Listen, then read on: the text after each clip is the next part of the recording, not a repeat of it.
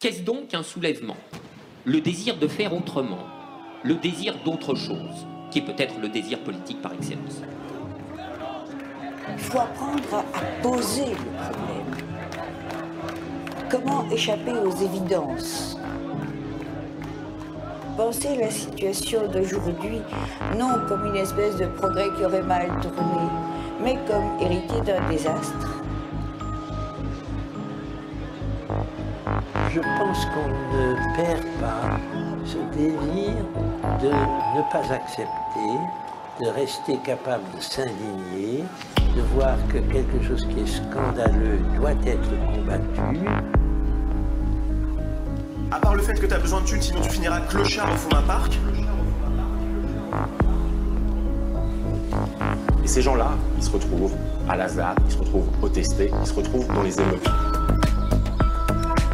After all, the mechanistic construction of capitalist patriarchy is what divided us and what decentralized the world.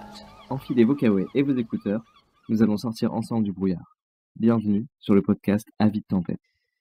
Épisode 12, si on ne peut pas danser, ce n'est pas notre révolution. Salut, on enregistre ce podcast tout juste après le premier tour des élections présidentielles qui voient la droite ultralibérale et l'extrême droite encore plus forte qu'il y a 5 ans. Autant dire qu'on enregistre pendant des temps assez difficiles pour les forces progressistes et révolutionnaires. Il nous paraît d'autant plus nécessaire de faire entendre d'autres voix, celles de militantes, de militants, qui peuvent apporter des questionnements, mais aussi, on l'espère, des clés. Des clés de compréhension, mais aussi de la motivation et de la détermination pour se mobiliser, pour lutter ensemble dans les prochaines semaines, dans les prochains mois et les prochaines années. C'est pour ça qu'aujourd'hui, on va vous parler de joie militante précisément, celle qu'on a tous déjà ressentie, celle qui nous fait sentir vivants collectivement, celle qui nous permet d'avancer, de s'écouter, d'être affecté et de pouvoir affecter les autres, de s'épauler et d'aller toujours plus loin dans les luttes collectives.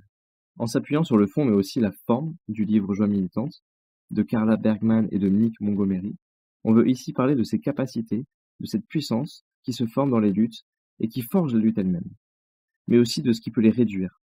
Réduire ces capacités, réduire cette puissance, les amener à des burn-out militants, à des sentiments de ne plus ou de ne pas être à sa place. Tous ces aspects, ces sentiments ambigus, on sait qu'ils parlent à beaucoup, mais on n'a pas toujours eu la place de les exprimer. On veut vous faire part d'expériences vécues, de joie militante, mais aussi de frustration, de shifts, de changements brutaux dans la vie quotidienne qui nous emmènent, nous et les autres, dans les luttes. Tout ça pour voir peut-être un peu plus clair sur comment lutter ensemble, pour sortir collectivement du brouillard et faire de nos objectifs de solidarité, de joie partagée et d'entraide nos moyens employés dans nos groupes militants ici et maintenant. Les questions que soulève le livre et le concept clé de joie militante sont très nombreux. Comment faciliter l'adhésion, l'entrée et la formation de nouveaux dans les groupes? Comment prendre soin des autres et de la lutte dans un combat commun? Comment ne pas reproduire les schémas que nous inculquent les systèmes de domination et d'oppression dans toutes nos relations? C'est en s'inspirant de la forme que prennent les discussions dans le livre qu'on a voulu donner la parole à plusieurs personnes impliquées dans les luttes pour comprendre, par leurs expériences, ce que pouvaient être des expériences militantes joyeuses. Ce n'est qu'en rendant plus vivants et plus joyeux nos milieux qu'on pourra lutter ensemble, construire des espaces, reprendre des terres, infléchir les systèmes de domination. Bref, faire un bloc progressiste, révolutionnaire, avec des myriades d'activités de lutte, mais toujours dans la joie. Donc aujourd'hui, on a invité Jenna à venir parler avec nous. Donc Jenna, c'est quelqu'un que j'admire beaucoup, qui adore les Lego et qui milite depuis un bout de temps. Sur son site, elle se présente comme une artiste queer, polyamoureuse et féministe. Pour parler militantisme et de l'expérience de joie dans les luttes, j'ai pu interviewer Séverine, militante féministe et écologiste. Pendant ses études, elle a travaillé sur les révolutionnaires de la Commune de Paris et elle est aujourd'hui professeure d'histoire géo dans un collège expérimental. Militante féministe et engagée dans les luttes pour les personnes exilées, elle a été également dans un groupe local d'Extinction Rébellion avant de quitter celui-ci et de participer, comme elle le fait depuis ses 15 ans, à des mouvements d'éducation populaire et politique. On a aussi parlé à Perle, 19 ans, qui habite à la Baudrière, un squat anarcha-féministe transpédéguine où on l'entend souvent écouter Aya Nakamura et qui s'investit beaucoup dans les milieux écolos depuis le lycée.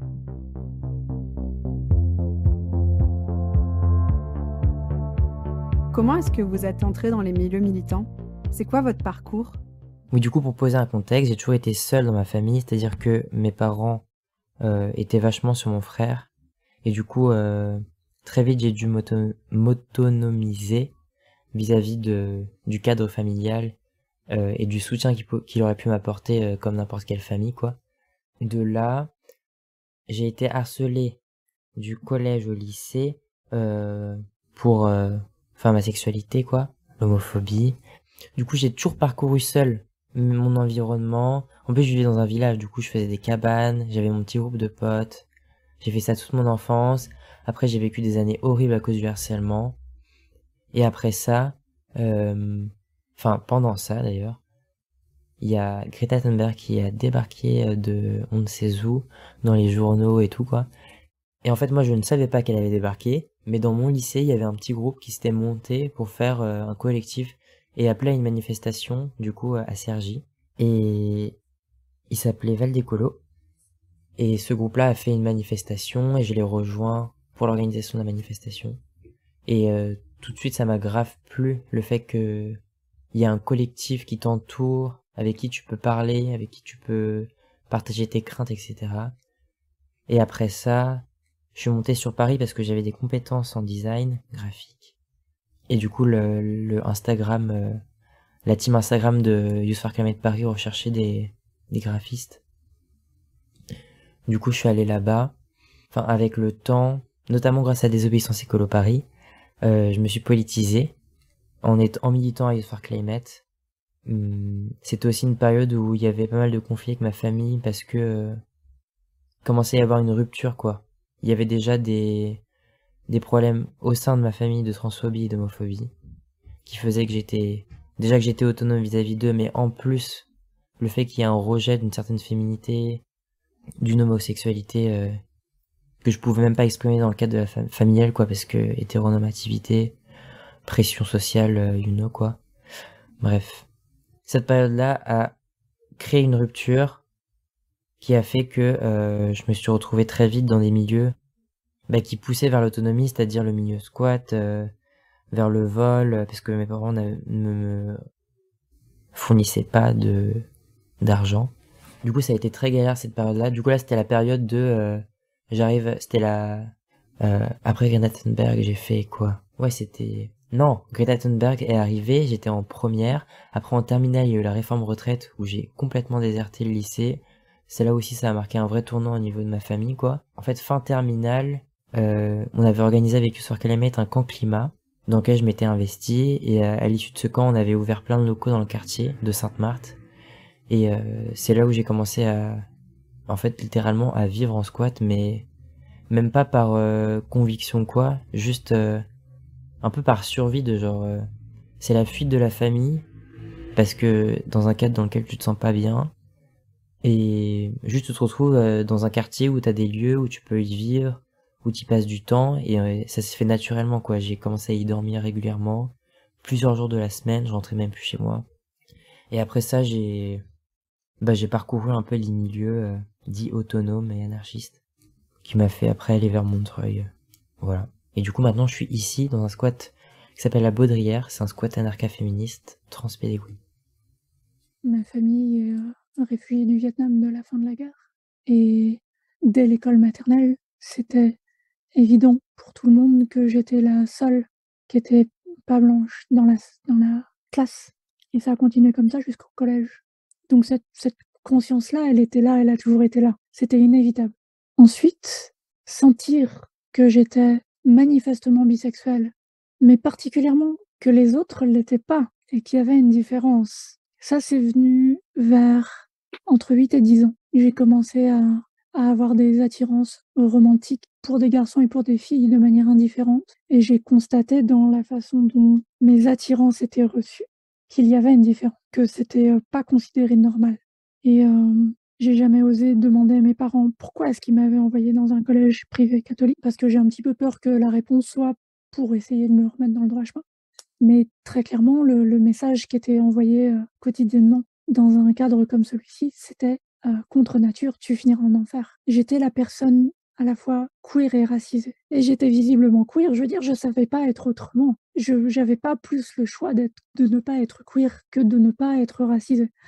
C'était en moi, quoi. Et mais du coup, la socialisation avec tous les petits cons qui étaient autour de moi, elle était vraiment douloureuse, quoi. J'ai assumé d'être bisexuelle vraiment au lycée. Et puis les questions de transidentité, elles m'ont questionnée dès le collège, début de lycée. mais pas avec ces mots-là. Et avec ces mots-là, j'ai commencé à me poser ces questions-là, j'avais une vingtaine d'années. Ça a correspondu avec les premiers contacts que j'ai eus avec le monde politique, parce que dans les premiers pas dans le monde associatif LGBT, ça a été mes premières rencontres avec des personnes trans aussi. Pour moi, il y a eu 2 débuts. Il y a un premier sur le militantisme politique et puis un autre sur le militantisme LGBT.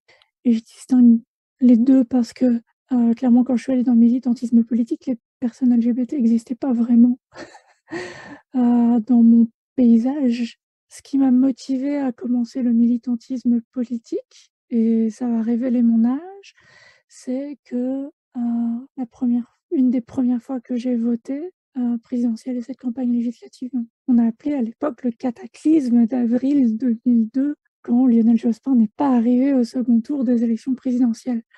C'était pas satisfaisant du tout. C'était cette première approche du monde politique, spécifiquement en approchant les socialistes à cause de, on va dire, mon histoire familiale. C'était d'une part constater petit à petit que c'était pas exactement la gauche que je recherchais, et puis que c'était pas exactement le type de militantisme que je recherchais, parce que en tant que personne jeune qui arrivait dans le milieu militant, on était considéré comme la piétaille, foot soldier, les gens qui vont coller les affiches, qui distribuent des tracts, mais pas du tout des gens dont on se soucie de ce qu'elles pensent ou ce qu'elles ont à apporter. Ça aurait pu me vacciner complètement, mais il se trouve qu'en approchant comme ça le monde politique, j'ai aussi rencontré un mec qui me plaisait bien, avec qui finalement j'ai vécu un peu, et qui était aussi dans le militantisme LGBT. Et du coup, qui m'a montré que ça, c'était possible, qu'il y avait moyen d'avoir des formations politiques, évidemment plus petites, mais qui sont plus axées sur la réflexion que sur servir la soupe.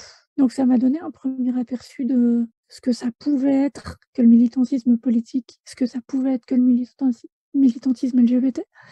Et puis le deuxième départ dont je parlais vraiment sur le militantisme LGBT, ça a été de déménager, de changer de pays, de changer de continent parfois, et de se retrouver dans une ville dans laquelle on connaît personne. Et finalement, aller voir une association LGBT, c'était là un peu la certitude de trouver en tout cas pour moi à l'époque, la certitude de trouver un endroit où je serais accueillie et écoutée. Et donc c'était pas une question de militantisme au départ, c'était une question de rompre l'isolement.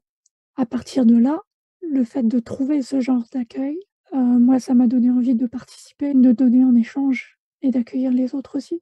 Dans cette première association qui m'a accueillie, j'ai été aussi formée à l'accueil, à l'écoute, aux situations d'urgence, etc. Et puis de fil en aiguille, j'ai commencé à prendre de plus en plus connaissance, de plus en plus de situations de vie LGBT qui ont besoin d'aide, qui ne sont pas traitées correctement par la société. Et ça refait le lien avec la politique politicienne, qui est qu'il y a 2 moyens de réagir face à des situations qui sont inhumaines, invivables. Il y a une première réponse qui est concrète, qui est d'aider les gens à vivre, à survivre, à s'en sortir. Et puis il y a une deuxième réponse, à plus long terme, qui est de faire en sorte que ça ne se reproduise pas, et de changer la société, de faire en sorte que les lois changent, que les mentalités changent. Et ça, c'est les 2 types de militantisme entre lesquels je zigzague. Je milite un peu moins, j'aimerais militer, c'est un peu compliqué la temporalité, pour une société féministe, anticapitaliste, plus égalitaire dans l'idéal. Moi, j'ai grandi la première partie de ma vie jusqu'à mes 15 ans dans une famille où ma mère gagnait un petit peu plus d'un SMIC, je dirais un SMIC,2, un truc comme ça, et mon beau-père était propriétaire d'une boîte informatique qui a coulé. Il a racheté les dettes de son associé, et après du coup il était endetté, donc il se versait pas de salaire, et donc on a vécu avec un SMIC pour 4 parce que j'ai un petit frère, et ça a été hyper compliqué parce que y avait des galères de thunes constamment, on n'avait pas d'argent, on n'est jamais parti en vacances, on n'avait pas d'argent pour ne serait-ce que l'alimentation était un casse-tête, une charge mentale énorme financièrement. Donc les loisirs, les livres, la scolarité, les fringues, tout ça encore plus forcément.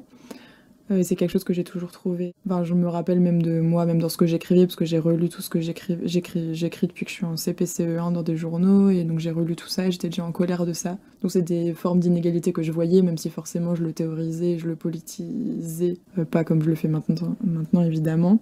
Mais ça a commencé un peu comme ça, par des formes d'injustice que je percevais du coup. Je trouvais injuste aussi la différence d'éducation qu'il y avait entre mon frère et moi. Que je disais que c'était parce que moi j'étais une fille et parce que lui était un garçon.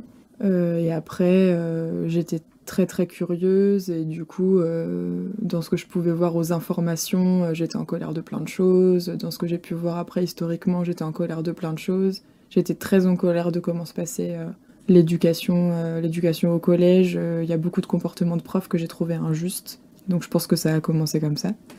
Et après, plus sérieusement, si on peut dire ça comme ça a été quand je suis arrivée à Bordeaux, donc étudiante à 18 ans, où j'ai fait une prépa sciences sociales, donc j'ai bouffé de la socio énormément, donc à longueur de temps. Puis j'ai rencontré des personnes qui étaient plus politisées que moi, ou qui avaient une théorie, une pensée plus construite que moi à ce moment-là. Des copains qui se disaient anarchistes, et du coup j'ai pu découvrir un peu tout ce monde-là. Et un peu voir en fait que des idées, des débuts d'idées que j'avais étaient en fait anticapitalistes, tout ça, mais des choses que avant ça je théorisais pas. J'ai fait mes premières manifs, j'ai constaté la brutalité policière que je faisais que voir aux infos avant, et donc forcément mal puisque c'était instrumentalisé par les médias. J'ai vu, donc j'avais 18 ans quand j'ai vu pour la première fois des CRS tabasser des manifestants et des manifestantes. Et là, ça a été un gros changement pour moi. Enfin, là, on peut dire que je suis vraiment devenue militante.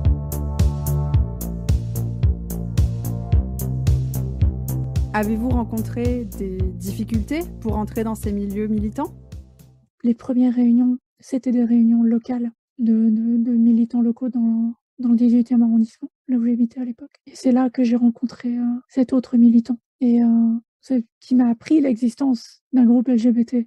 Parce qu'il a bien vu que j'étais perdue dans ce groupe et que j'étais là pour écouter, j'étais là pour savoir comment je pouvais participer. Et je ne voyais pas comment je pouvais participer. Ça voulait dire parler à beaucoup de personnes inconnues d'un coup. C'était prendre la parole en public, c'était impossible pour moi à l'époque. Enfin, c'était beaucoup d'un coup. Donc j'étais là, petite brebis égarée, vulnérable. C'est pas innocent de le dire comme ça. C'est vraiment, il y a cette personne plus âgée, plus expérimentée, qui m'a vue aussi comme quelqu'un sur laquelle elle pouvait avoir un ascendant. Donc ça m'a été utile dans le grand univers des choses et du futur, mais rétrospectivement, cette relation en soi, c'était pas formidable. Il y avait un déséquilibre qui n'était pas du tout réfléchi, en tout cas pas de mon côté, qui n'était pas du tout interrogé ou conscientisé. C'est souvent le cas pour les personnes qui arrivent en politique, c'est souvent le cas pour les personnes qui arrivent dans le militantisme LGBT, c'est quelque chose sur lequel c'est, je crois, important de mettre l'accent dessus,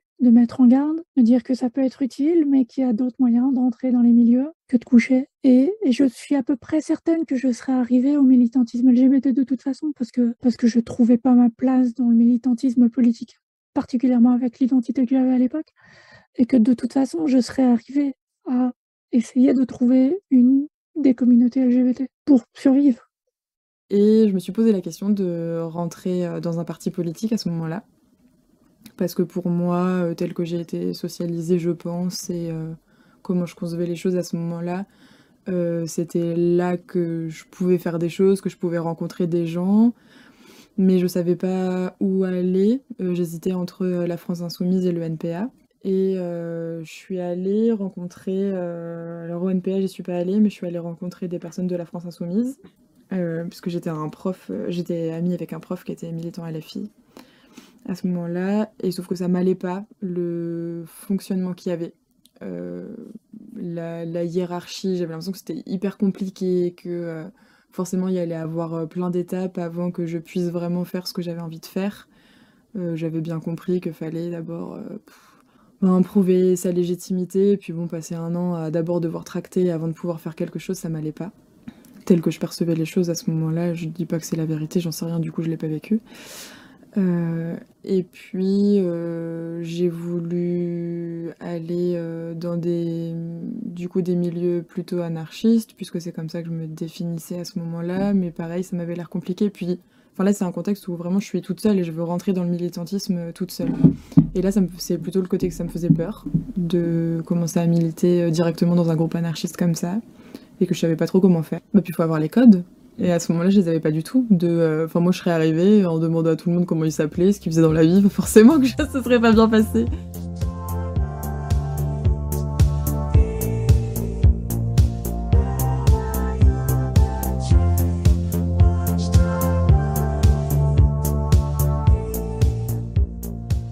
Vous avez des exemples de bons moments dans le militantisme ou de joie?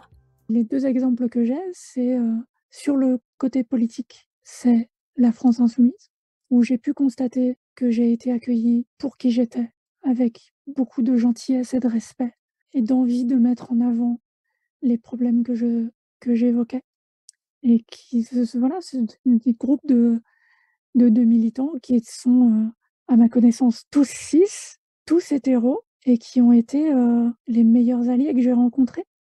Voilà, qui m'ont proposé d'être sur des listes électorales, ou avec qui on a pu discuter de questions pas simples parfois, sur, nos vies. Toujours avec bienveillance, jamais une question déplacée, jamais un mot, blessant. Voilà, ça c'est le premier exemple. Le deuxième exemple, c'est, Trajectoire Trans. J'ai rencontré les gens qui ont fondé Trajectoire Trans à un moment de ma transition où j'étais encore pleine de questions, où j'étais, vraiment perdue et j'ai demandé à m'inscrire dans une session de Trajectoire Trans et l'accueil à la fois des gens qui organisent et du groupe dans lequel je me suis trouvée m'a fait énormément de bien, de me rendre compte à la fois que j'étais pas seule et qu'on avait plein de questions en commun, qu'on n'avait pas forcément de réponse, mais qu'on avait un espace pour se poser ces questions-là et réfléchir à ces questions. Ça m'a permis de me rendre compte que j'étais beaucoup plus avancée dans ma transition que je ne le croyais.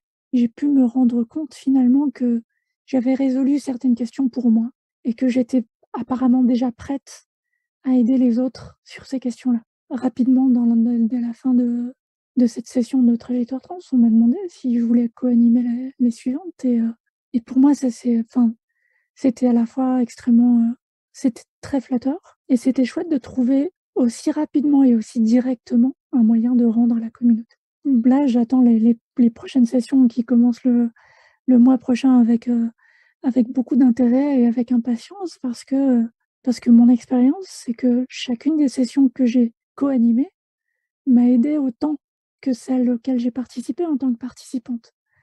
C'est un groupe de soutien permanent aussi pour moi. XR, parce que la priorité c'était l'écologie, non, c'est clairement pas ce qui m'y a fait rentrer. C'est que c'était accessible et du coup je suis rentrée là-dedans en me disant on verra bien. Donc je suis allée à une présentation, j'ai trouvé ça chouette. Moi c'est surtout l'organisation d'XR qui m'a plu. J'ai fait la formation à la désobéissance civile où j'ai rencontré des gens chouettes. Qui m'ont donné envie de revenir. Dans cette formation-là, je me suis rendu compte que, oui, écologie, mais qu'en fait, il y avait plein d'autres choses, parce qu'on a parlé féminisme, parce qu'on a parlé violence, on a parlé organisation, on a parlé de notre vision des choses, et du coup, il y avait cette liberté-là qui existait. Et une semaine après, j'ai fait l'action du Block Friday à ce moment-là, donc en 2019, où moi j'étais dans le blocage de l'Apple Store à l'extérieur. Et où j'ai rencontré à nouveau d'autres personnes, où puis concrètement, je faisais des choses. Et après, très très vite, j'ai rencontré encore d'autres personnes, j'allais beaucoup aux apéros, j'ai fait d'autres actions, il y a eu le trottinette, je crois, après. Et j'ai trouvé ça hyper chouette. Surtout le fait qu'il y avait plein de réflexions constamment. Il y a un peu une réflexion stratégique, qu'il y avait la place, la possibilité un peu toutes les idéologies d'exister. Et puis qu'il y avait plein de personnes en réflexion qui n'étaient pas spécialement campées sur leur position, qui étaient contentes de discuter. Enfin, moi, ça m'a bien convenu pendant un an. Je suis hyper reconnaissante de la formation que ça m'a donnée, de la légitimité que ça m'a donnée, parce que je pense que sans ça, je serais beaucoup moins assurée politiquement que je le suis aujourd'hui. J'ai appris plein de choses parce que j'ai rencontré des personnes trop chouettes qui sont encore hyper importantes dans ma vie, des personnes avec lesquelles j'ai envie de faire des choses. J'ai discuté avec plein de personnes différentes. J'ai appris à m'organiser aussi. Et j'ai l'impression d'avoir pu toucher ou au moins voir de loin tout un panel de possibles, de choses qu'on peut faire ensemble. Enfin, ça m'a donné plein de joie militante finalement. La joie, ça m'évoque plein d'aspects, et notamment, j'ai l'impression, la manière dont tu luttes. Genre, comment tu luttes, avec qui, enfin... J'ai l'impression que le milieu dans lequel je vis, déjà en tant que tel, c'est-à-dire un espace plutôt collectif, un espace où tout est réfléchi, où t'as des interactions quotidiennes avec différentes personnes, où des personnes te racontent leur histoire, leur journée, c'est déjà une joie en tant que tel. C'est trop enrichissant. Et quand tu baignes dans ce milieu-là, tu peux même plus en ressortir, quoi. Les moments où j'ai ressenti le plus de joie, je pense que c'est les moments où je ressens énormément d'adrénaline. Du coup, peut-être les gilets jaunes, la réforme retraite, les manifs de loi sécurité globale, les trucs où tu peux te faufiler, tu peux te casser, tu peux porter des slogans bien forts avec des centaines de black blocs. Ça, c'est des moments de joie forts. Et aussi, beau moment de joie, c'est les repas collectifs. C'est un truc que je pense on perd au fil du temps, notamment dans les cadres familiaux, en tout cas dans ma famille. Mais ouais, les repas collectifs, c'est une force collective, je sais pas. C'est vraiment, tu partages un truc, c'est tout le monde parle d'un côté ou d'un autre. Ou à Sainte-Marthe, quand t'avais le collectif d'Enaba qui nous faisait des couscous, ou des mafés, ou des tièpes, et après une journée archi longue où t'avais la police qui passait, qui regardait ce qu'on faisait et tout. Aussi quand les personnes racontent des vécus, des histoires, ça me parle beaucoup, quoi. Je suis tellement attentif à l'écoute, à apprendre et tout, que ça représente énormément de joie en moi. Enfin, je sais pas comment expliquer. De savoir que ces personnes sont encore là, parmi nous, à porter un certain discours, à avoir vécu certaines choses. Je pense notamment avec une personne avec qui on vit actuellement, qui est un peu la doyenne du squat, quoi, et qui porte des luttes dans les quartiers pop, dans sa cité, dans sa tour, mais des luttes de dingue, de piratage, de rapport de force. Et quand il raconte ça, c'est tellement fort, c'est tellement empouvoirant. C'est inspirant, quoi. Et je pense que c'est un peu un enjeu aussi à nous, les jeunes générations, d'apprendre des personnes qui ont vécu, enfin qui ont lutté avant nous, pour pouvoir ne pas faire les mêmes erreurs, et surtout porter avec respect et ce qu'on porte aussi nous, quoi. Enfin, je sais pas. Les respecter et apprendre d'eux. J'ai l'impression qu'il y a toute une tradition dans les milieux autonomes anarchistes de porter une certaine radicalité, une certaine vision de la politique, un certain esthétisme qui m'a parlé à un certain moment. J'ai l'impression qu'il y a d'autres moyens de porter des revendications et d'autres moyens de les exprimer. Genre par exemple, avant d'ouvrir la Baudrière, on a tenté une autre ouverture et on a tenté de la défendre, cette ouverture qui a échoué. Elle a duré que 5 jours. Quand les keufs sont arrivés, notre réflexe n'a pas été de tout le monde en noir, on se barricade, on fait que des petites fenêtres pour essayer de bien viser pour l'extinct et tout. Notre réflexe a été, on fout tous des foulards violets à paillettes. Du coup, c'était une ouverture un peu en mixité choisie. Pas en mixité choisie, mais you know, c'est un squat anarcha-femme, TPG, du coup, les personnes à qui ça parle, souvent c'est pas les mecs 7. Bref. Et du coup, on s'est tous mis aux fenêtres, grande ouverte, on a mis la musique à fond, le bâtiment était tellement barricadé, et on a foutu des jets d'extinct sur les keufs, on leur a jeté des paillettes, des décorations de Noël, et on dansait, enfin je sais pas, on dansait, et ça avait une portée politique tellement forte, et tout le monde nous soutenait dehors en fait. Enfin, il y avait un truc de quoi on se cache quand on vient défendre nos squads, genre autant s'afficher, autant danser, autant, enfin je sais pas. En plus l'adrénaline, ça apporte un truc enfin moi l'adrénaline, c'est limite c'est une drogue. Quand je suis sous adrénaline, je suis incontrôlable. Du coup, j'étais furax, en train de danser, en train de courir partout, en train de gueuler, slogans. Et c'était trop beau parce qu'en plus on était sur un boulevard et du coup il y avait plein de monde qui nous regardait. Les keufs avaient trop le seum parce qu'il y avait grave des soutiens qui tentaient de briser un peu des cordons de keufs et tout. Mais rien qu'en l'expliquant, en le portant, ça me rend joie. J'avais jamais vu ça et j'ai même les personnes avec qui je me suis organisé du coup là pendant 2 ans étaient mais toutes enjoyées. Enfin, il y avait vraiment une portée qui n'avait pas seulement touché nous en tant qu'individus, mais même les gens dehors quoi. C'était, enfin je sais pas, je trouvais ça dingue. Et en plus genre, ça a porté la foule quoi. Quand il y avait la musique, tout le monde dansait. Ça a essayé de briser les cordons. Quand on a été embarqué, il y a tout le monde qui tapait sur les voitures en mode tout excité et tout. Enfin, ça a vraiment créé une aura. Et je trouve ça trop beau, quoi. Et ça a cassé, j'ai l'impression, tout ce mythe d'une certaine radicalité, d'une certaine vision de comment défendre les squats, ou en tout cas de comment porter des combats contre la police. Et j'ai l'impression que ça m'a fait du bien, et je pense que ça a fait du bien aussi à beaucoup d'autres personnes. Je me suis un petit peu impliquée dans le squat qui a été ouvert à ce nom, et ça c'était aussi... C'était un moment puissant. C'est ce que je disais à Soupa. En fait. Hyper chouette. Je posais à Soupa un peu la question en mode c'est quoi ton souvenir de jour militant, tu vois. Et moi, direct dans ma tête, c'était genre le moment oui. où on l'ouvrait, en fait, tous les moments en fait. Il y a une sorte de puissance, une effervescence des possibles en mode ouais, c'est bon. Ah ouais, non, mais ça c'était énorme. Et moi j'ai beaucoup aimé les formations aussi. Du coup, des formations à la désobéissance civile, moi j'en ai fait. Enfin, où j'étais formatrice, j'en ai fait 3. Et ça, je trouvais ça vraiment très chouette.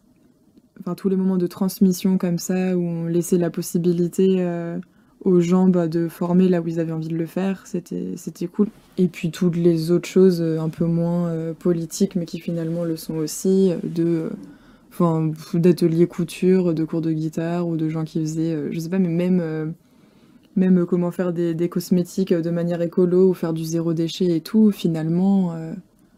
dans ce qui se jouait, c'était plus que ça, parce que c'est aussi une manière de s'organiser. C'est une personne qui propose des choses, mais qui le fait avec des outils d'éducation populaire, qu'elle en ait conscience ou pas. Et ça, je trouvais ça énorme. Le fait de travailler aussi dans le militantisme concret, ça permet de constater une action et des résultats beaucoup plus immédiats. Parce que l'impact sur la vie de quelqu'un, on s'en rend compte immédiatement ou assez rapidement. Et on a des feedbacks qui sont formidables. Et c'est ça qui donne de la force pour faire le reste.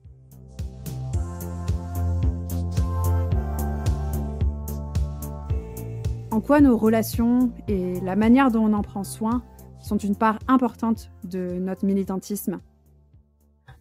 J'ai l'impression que le care se joue dans les relations que tu entretiens avec les personnes avec qui tu vis, et que c'est quotidien, et que c'est pas formel, et que c'est, enfin, je sais pas, c'est la vie quoi.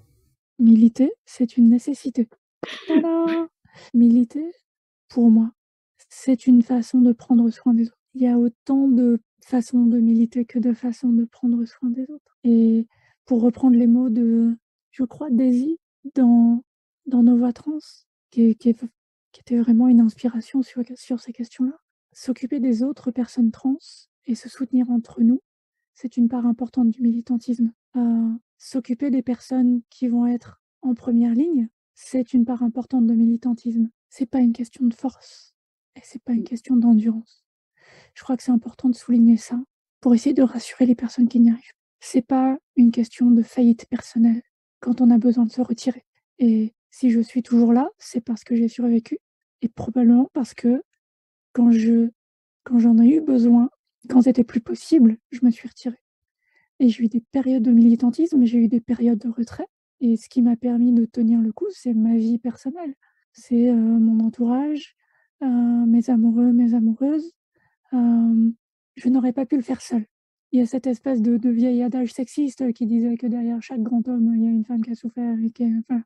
Mais j'admire les personnalités militantes ou politiques qui semblent indéboulonnables, imputrescibles et qui sont là encore après 20, 30, 40, 60 ans de militantisme. Mais il est probable qu'on sache juste pas comment c'est organisé derrière. Enfin voilà, toutes les personnes qui sont haut placées, très publiques, etc., elles ont des équipes de centaines de personnes qui sont en train de trimer derrière. C'est pas des personnes seules. Et même à nos niveaux, je n'aurais pas survécu sans les partenaires avec lesquels je vis. C'est une certitude. Et c'est pas une extrapolation dramatique que de le dire, c'était vraiment une question de survie.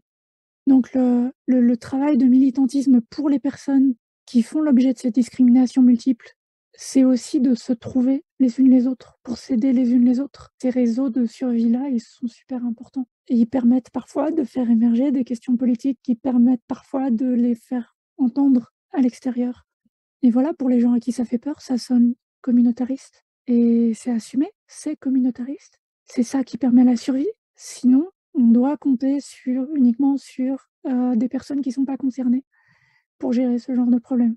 Et le travail d'allier des gens non concernés qui voudraient quand même aider, parce qu'il y en a et qu'il faut les encourager, c'est pas forcément de parler à la place d'eux, parce que c'est jamais bien fait. Ça peut être de gérer la logistique derrière. Ça peut être de faire en sorte que les personnes concernées puissent parler de manière la plus confortable possible, d'assurer l'intendance, de les défendre, je sais pas, gérer les réseaux sociaux, etc. Enfin, tu vois, il y a un travail qui est tellement tentaculaire. Et si ça pouvait ne pas toujours être un mec blanc, cis, hétéro, riche, qui tient le micro, on pourrait répartir ça. Et cette personne qui est en plus valide, qui tient le micro, elle pourrait très bien aller faire les courses. Elle serait aussi utile. Ces réseaux-là, la plupart du temps, sont assez informels. C'est des réseaux humains avant tout. Donc c'est des amitiés, c'est des familles polyamoureuses, des groupes d'amis. C'est certainement encore moins facile pour les personnes introverties, pour les personnes autistes, pour les personnes neuroatypiques, de trouver ces réseaux-là, d'entretenir ces réseaux-là.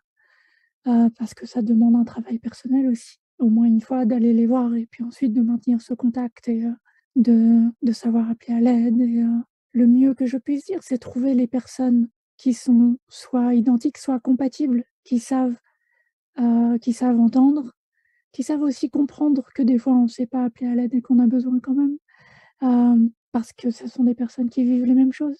Et puis de temps en temps, ce groupe devient assez important pour devenir un réseau d'entraide un peu plus formel. Une association, ça peut être le Front Transfemme, ça peut être le FAST organisé par Accept-ST. Ce sont des groupes d'entraide, ça devient des sortes de mutuelles informelles dans lesquelles on va mettre une partie de nos énergies et de nos revenus pour venir en aide aux autres.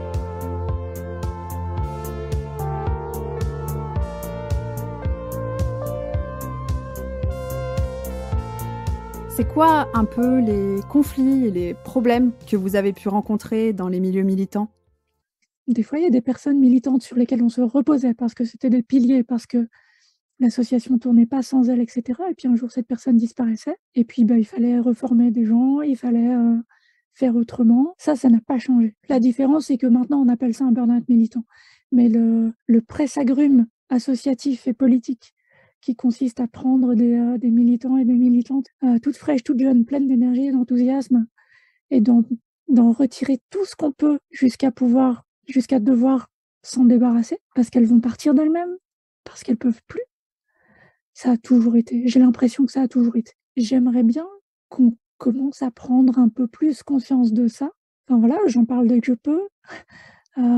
J'ai essayé de souligner ça déjà quand j'étais à SOS Homophobie, par exemple, parce que je savais que ça me guettait. Et je voyais autour de moi qu'on perdait des militants. Et particulièrement, c'est toujours les mêmes qui partent les premiers. On perd les militants qui souffrent de discrimination croisée multiples, parce que ce sont les plus impliqués, ce sont ceux qui souffrent le plus.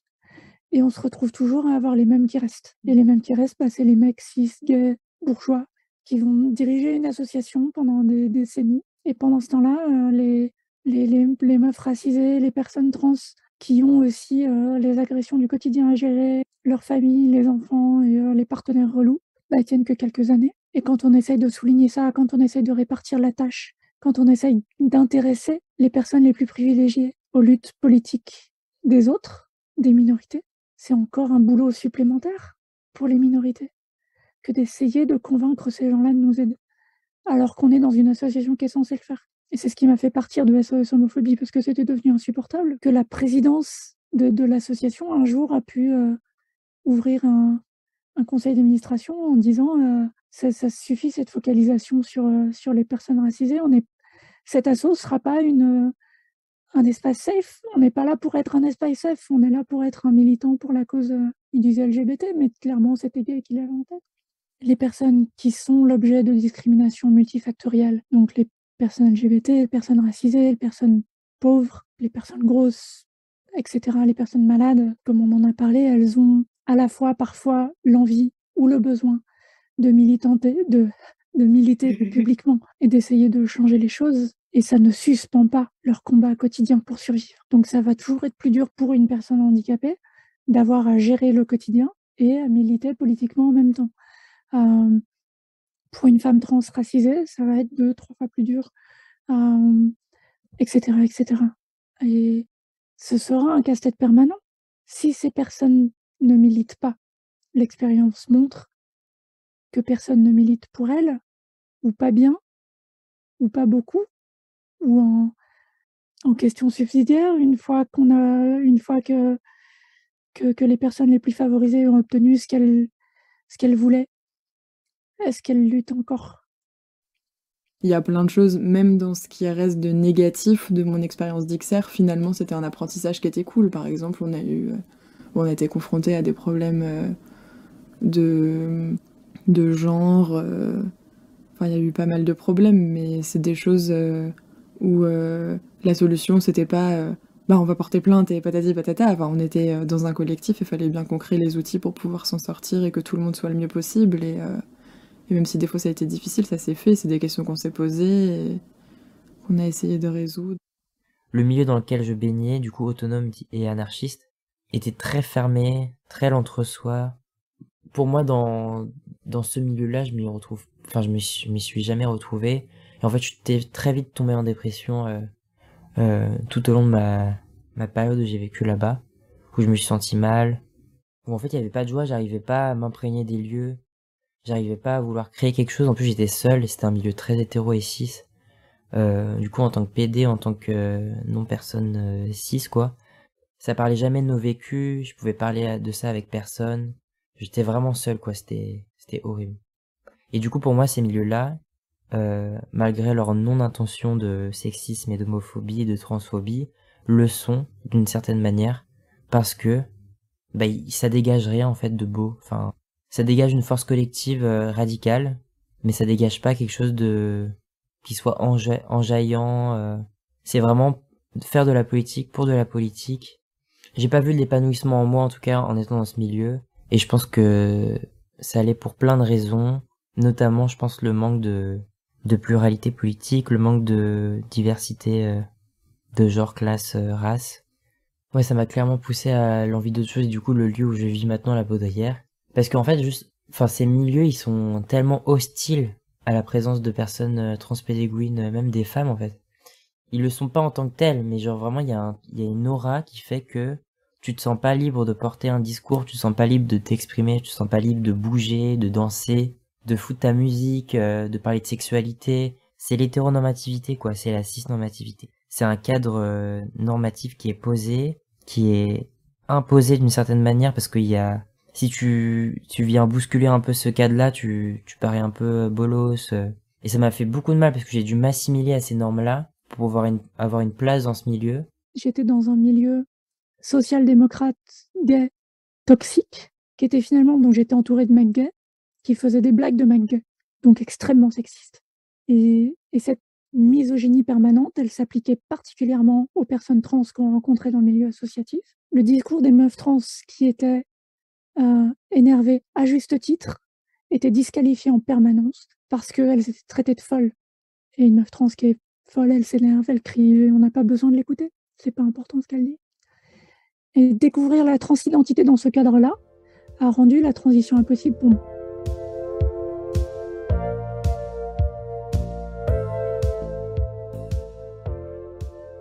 Et finalement, comment est-ce qu'on pourrait rendre ces milieux plus inclusifs, plus joyeux en quelque sorte?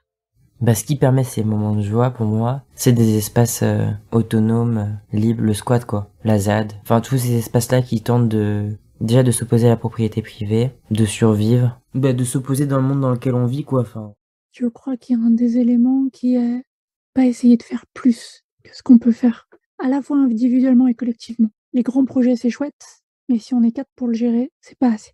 Et ça, c'est vraiment la base. Je parle même pas de joie, je parle juste de ne pas brûler. Je crois pas que la joie vienne seule. La joie, elle vient de nos interactions avec les autres. Parce que, je repense à au combat politique. La joie, elle vient rarement du combat politique parce que les lois coulent, on arrive à en faire voter une tous les 10 ans et puis on va pas pleurer le reste du temps, quoi. Donc la joie, elle vient de nos interactions avec les gens avec qui on milite. Et ça veut dire il faut bien choisir les gens avec qui on milite. Ça veut dire au quotidien, écouter, respecter, entendre quand quelqu'un dit qu'un connard est toxique et faire quelque chose pour. Parce que souvent, quand quelqu'un est toxique dans une organisation, c'est les victimes qui partent. Parce qu'elles ont peur de parler, parce qu'elles sentent qu'on va pas les écouter, ou parce qu'on les a écoutées puis on n'a rien fait. Ce sont des mécanismes qui s'auto-entretiennent. Nous ne sommes pas irremplaçables. Personne n'est irremplaçable. Et en même temps, à mon échelle d'humaine unique, même si je ne suis pas irremplaçable, si je quitte un collectif parce que dans ce collectif, il y avait quelqu'un d'horrible, pour moi, ce collectif, c'est pire que s'il n'existait plus. Le collectif entier est devenu toxique. Et ce collectif n'est pas remplaçable. Il est toujours là, mais il est pire. Donc, on a beau ne pas être remplaçable. L'abuseur non plus, il n'est pas irremplaçable. Et il a beau être, je ne sais pas, formidable en mise en page. Peut-être que notre prochain flyer, il sera plus moche. En attendant, il y a 3 personnes qui vont rester, qui auront un peu plus de joie, un peu moins de douleur dans leur vie, quoi. Cette écoute-là, cette attention-là, je pense qu'elle est importante pour n'importe quel collectif, organisation, entreprise. Tiens, un truc d'entreprise qui me vient aussi, c'est il y a des gens qui ont plein d'idées. Le plus souvent possible, que les personnes qui ont des idées fassent partie des personnes qui exécutent. Parce que c'est cool d'avoir des idées puis de les confier à d'autres gens après et puis de s'en laver les mains, mais on n'est pas assez nombreux pour avoir toutes ces idées, quoi.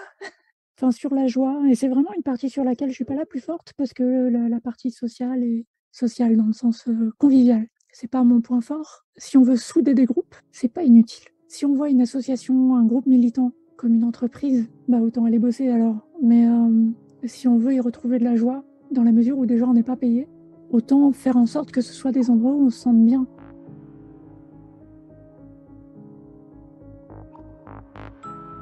Merci beaucoup à Jenna, Perle et Séverine d'avoir participé à ce podcast.